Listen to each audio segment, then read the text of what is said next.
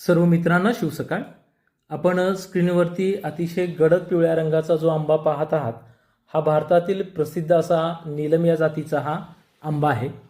चालू वर्षी बदललेल्या वातावरणामुळं आपल्या अमराई मँगो ऑर्चर्ड फार्म शिरळमधील शेतामध्ये नीलमच्या झाडाला थोडासा उशिरा मोहर आला होता आणि त्याच्यानंतर थोडंसं आपण हा सीझन संपण्यापूर्वी याचं हार्वेस्टिंग पण आपण केलं. आपण पाहू शकता गोलाकार असणारा असा हा आंबा साधारणपणे एक 200 ते 250 ग्रॅमपर्यंत याचं वजन या ठिकाणी भरू शकतं.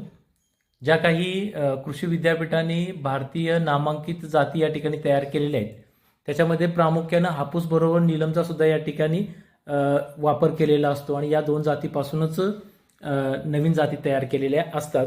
ज्याच्यामध्ये मी आवर्जून सांगेन की हापूस आणि नीलम यांचा संकर करून तयार केलेली रत्नासुद्धा जात खूप चांगली आहे. फळ कापल्यानंतर साधारणपणे अशा आकाराचं अशा प्रकारचं या ठिकाणी गर आतमध्ये आपल्याला पाहायला मिळतोय.